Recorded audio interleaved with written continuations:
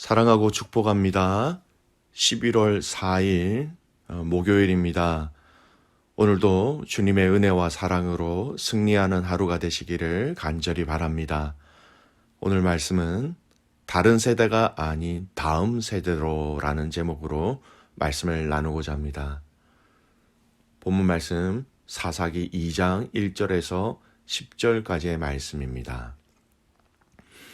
여호와의 사자가 길갈에서부터 복임으로 올라와 말하되 내가 너희를 애굽에서 올라오게 하여 내가 너희의 조상들에게 맹세한 땅으로 들어가게 하였으며 또 내가 이르되 내가 너희와 함께한 언약을 영원히 어기지 아니하리니 너희는 이 땅의 주민과 언약을 맺지 말며 그들의 제단을 헐라하였거늘 너희가 내 목소리를 듣지 아니하였으니 어찌하여 그리하였느냐. 그러므로 내가 또 말하기를 내가 그들을 너희 앞에서 쫓아내지 아니하리니 그들이 너의 옆구리에 가시가 될 것이며 그들의 신들이 너희에게 올무가 되리라 하였노라. 여호와의 사자가 이스라엘 모든 자손에게 이 말씀을 이르매 백성이 소리를 높여 운지라. 그러므로 그곳을 이름하여 복임이라 하고 그들이 거기서 여호와께 제사를 드렸더라. 전에 여호수아가 백성을 보내매 이스라엘 자손이 각기 그들의 기업으로 가서 땅을 차지하였고 백성이 여호수아가 사는 날 동안과 여호수아의 뒤에 생존한 장로들 곧 여호와께서 이스라엘을 위하여 행하신 모든 큰 일을 본 자들이 사는 날 동안에 여호와를 섬겼더라. 여호와의 종 눈의 아들 여호수아가 110세의 죽음에 무리가 그의 기업의 경내 에브라임 산지 가스산 북쪽 딥나헤레스에 장사하였고 그 세대의 사람도 다 조상들에게로 돌아갔고 그 후에 일어난 다른 세대는 여호와를 알지 못하며 여호와께서 이스라엘을 위하여 행하신 일도 알지 못하였더라. 아멘. 오늘 말씀 제목 다른 세대가 아닌 다음 세대로입니다. 오늘 말씀은 이스라엘 백성들이 정복한 가나안 땅에서의 삶에 대해서 하나님이 책망하시는 내용으로 시작하고 있습니다. 하나님이 틀림없이 이 가나안 땅을 정복해서 정착해서 살아갈 때 하나님은 이스라엘 백성들의 삶의 형태, 삶의 방식, 삶의 기준을 명확하게 말씀해 주셨지요. 그것을 한 번 더 언급하시면서 하나님은 이 가나안 땅에서 하나님을 제대로 섬기지 못한 이스라엘 백성들을 향한 그런 책망의 말씀으로 시작하십니다. 2절 말씀 보겠습니다. 너희는 이 땅의 주민과 언약을 맺지 말며 그들의 제단을 헐라하였거늘 너희가 내 목소리를 듣지 아니하였으니 어찌하여 그리하였느냐. 이 가나안 땅의 주민과 언약을 맺지 말라라는 것 그리고 제단을 헐라라는 이 두 가지. 근데 목소리를 듣지 아니하였다 이 말씀은 순종하지 아니하였다라는 것입니다. 그들의 제단을 헐지도 아니하였고 그 땅의 주민과 언약을 맺었다라는 것이죠.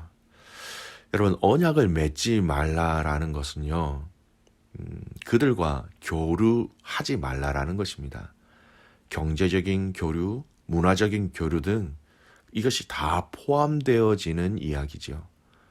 그 땅에서 살아가면서 그들과 경제적인 관계도 가지지 말고 그들과 먹고 마시지도 말고 그들과 결혼하지도 말라라는 말씀입니다. 그리고 이것은 여러분 가나안 족속과 이러한 언약을 맺는 이것은 동시에 하나님과 이스라엘 백성들이 맺었던 그 언약이 반대적으로 파기되어지는 것이었습니다.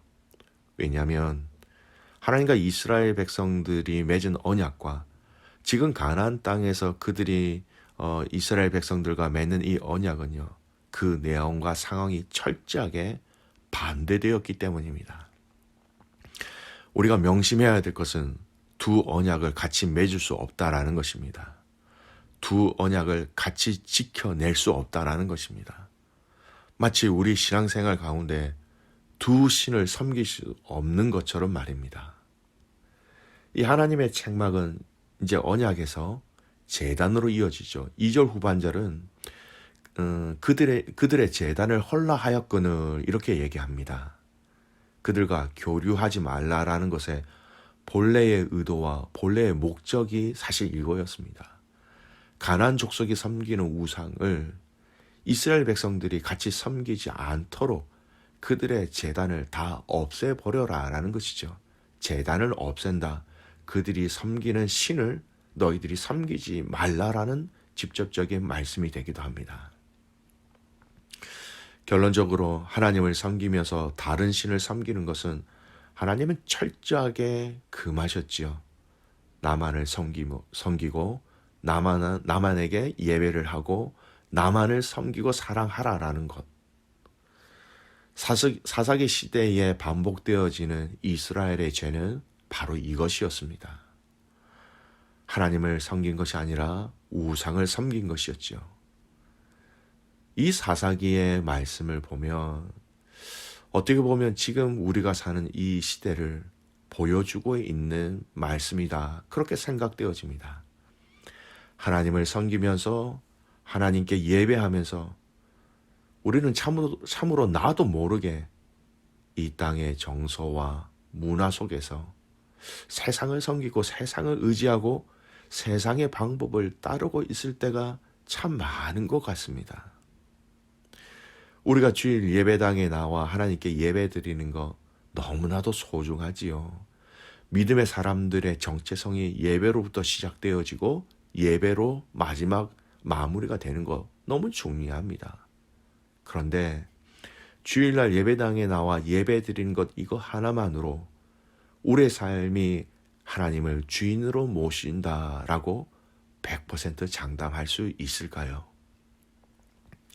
주일 예배에 나와 하나님께 예배를 드리지만 주일 이후의 삶에서 예배당 이후의 모든 상황과 환경에서 그 장소에서 하나님과 상관없는 방법과 하나님과 상관없는 방식으로 우리의 삶을 살아가고 있다면 우리는 지금 사사기 시대의 이스라엘 백성들과 별반 다를 것이 없는 것입니다. 오늘 저와 여러분이 하나님만을 섬기고 하나님만을 예배하고 하나님만을 내 삶 속에서 진심으로 여러분 사랑하고 존중히 여기시는 가족들이 되시기를 간절히 소원합니다. 두 번째 우리가 살펴볼 말씀은요. 이러한 이스라엘 백성들의 삶이 그들에게 어떤 결론을 맞이하게 되었는지를 보여주고 있는 말씀입니다. 10절 말씀 보십시오. 그 세대의 사람도 다 그 조상들에게 돌아갔고 그 후에 일어난 다른 세대는 여호와를 알지 못하며 여호와께서 이스라엘을 위하여 행하신 일도 알지 못하였더라. 그 세대의 사람도 다 그 조상에게 돌아갔고 죽었다라는 의미이지요. 근데 그 세대의 사람이 어떤 의미일까요? 어떤 사람들일까요? 7절 말씀 보십시오. 백성이 여호수아가 사는 날 동안과 여호수아 뒤에 생존한 장로들 곧 여호와께서 이스라엘을 위하여 행하신 모든 큰 일을 본 자들이 사는 날 동안에 여호와를 섬겼더라. 큰 일을 하나님의 일하심을 본 자들이 죽고 난 이후에 그 하나님의 일하심을 체험하고 본 경험한 그 세대가 죽고 난 이후에 그 이후의 세대는 이제 하나님을 알지 못하는 세대가 되었다. 그렇게 이야기하고 있는 것입니다. 믿음의 유산을 받은 다음 세대라는 것이 아니라 이제는 하나님을 알지 못하는 다른 세대가 되었다라는 것. 너무나도 안타까운 일이 일어났습니다. 여러분, 여기서 중요한 것은 다음 세대가 하나님을 알지 못하는 다른 세대가 된 것은 여러분, 이전 세대의 책임이라는 것이에요. 이전 세대가 계속해서 하나님의 일하심을 체험하고 그분을 따르고 또 그것으로 인하여서 그들 가운데 하나님을 경외하는 그 믿음의 유산들이 여러분 억지와 강요가 아닌 살아있는 믿음의 유산으로 자녀들에게 흘러가지 못하였다라는 것입니다. 왜냐하면 가나안 족속들과 언약을 맺었고 그 땅에 있는 우상들을 섬겼기 때문이지요. 그것을 지켜내지 못한 결과가 우리의 믿음의 유산을 받은 다음 세대가 아닌 다른 세대가 나오게 된 것이었습니다. 우리는 가정과 교회 안에서 자녀 교육, 다음 세대 얼마나 많이 부르짖고 있습니까? 지금 이 시대의 거의 모든 교회 다음 세대들이 점점 교회를 떠나고 있습니다. 과거의 부흥의 시대와 비교해 봅시다. 하나님이 달라지셨습니까? 성경의 능력이 여러분 없습니까? 성령의 살아 움직이시는 역사가 그치셨습니까? 아닙니다. 하나님은 조금도 변하신 것이 없으세요. 그렇다면 변한 것은 무엇일까요? 다음 세대가 하나님을 알지 못하는 다른 세대가 되어가는 이 세대에 변한 것이 있다면 우리의 믿음이 약해졌기 때문입니다. 우리가 하나님을 경외하는 그 믿음이 너무나 나약해졌습니다. 믿음이라는 것이 말씀의 기준의 믿음이 아닌 내가 생각하고 내가 받아들이는 한계까지 그것을 우리는 믿음을 가지고 있다라고 오해하고 있습니다. 기성세대의 연약함과 부족함, 하나님을 진심으로 경외하지 못하는 그러한 모습들 때문에 더 이상 우리의 삶에 하나님의 큰 일들을 행하시는 것들이 일어나지 않음으로 인하여서 우리의 자녀들이 그것을 경험하지 못하고 체험하지 못하자 다음 세대가 다른 세대로 흘러가고 있다라는 것입니다. 여러분, 부모인 우리의 삶을 돌아봅시다. 우리의 형식적인 예배, 우리의 적당한 믿음 생활, 우리의 전적으로 하나님을 사랑하지 못하는 그 모습들.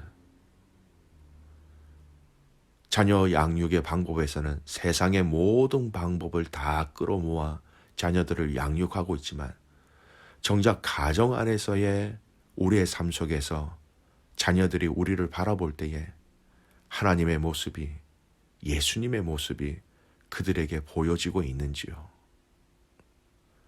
그들이 본 것이 없기 때문에, 그들이 들은 것이 없기 때문에, 그들이 체험하지 못하였기 때문에 다른 세대가 되어가는 것은 아닐까요? 물론 이 시대의 유혹과 악함이 더 많이 커졌고 더 강력해졌다라는 것은 사실입니다. 그러나 여러분, 이러한 죄의 유혹과 악함은 과거 옛날에도 그대로 있었습니다. 믿음의 가족 여러분, 우리의 자녀들에게 세상의 야심을 심어주는 것이 아니라 하나님의 비전을 심어주는 부모가 되시기를 간절히 소원합니다. 우리의 자녀들을 살리고 싶습니다. 또 우리의 자녀들을 살려내야 합니다. 그러기 위해서는요, 내가 부흥을 경험해야 합니다. 내가 회복되어져야 합니다. 우리의 가정의 회복과 우리 가정의 행복과 우리 교회의 부흥과 우리 교회의 영적 회개 등이 우리 다음 세대를 세상에 빼앗기지 않는 유일한 방법이라는 것을 확신하시길 바랍니다. 사랑하는 귀한 믿음의 가족 여러분, 우리의 자녀들을 아름답게 키우십시오. 그 아름다움에 하나님을 사랑하고 하나님께 예배하며 하나님 앞에 기도하는 그러한 모습들을 가장 중요하게, 가장 먼저 심어주시기를 간절히 소원합니다. 나 혼자 우리의 자녀들을 양육한다고요? 아닙니다. 믿음의 사람들은, 믿음의 공동체가 함께 믿음의 자녀들을 양육해 나가는 것이지요. 오늘 이러한 귀한 은혜가 저와 여러분, 또 우리 각 부서와 또 우리 자녀들의 개인적인 삶 가운데 놀란 하나님의 기름 부심으로 부흥의 역사가 훨훨 일어나는 그런 놀라운 기적을 체험하는 저와 여러분이 되시기를 간절히 소원합니다. 아멘. 기도하겠습니다. 하나님 감사합니다. 오늘 이 사사기의 말씀을 통하여서 하나님, 우리가 어떻게 살아가야 하는가를 다시 한 번 더 돌아봅니다. 하나님, 부모로서 하나님을 믿는다고 하지만 그 하나님을 믿는 그 믿음에 우리 아이들에게 보여질 때에 부끄럽지 않는 믿음의 소유자가 되게 하여 주십시오.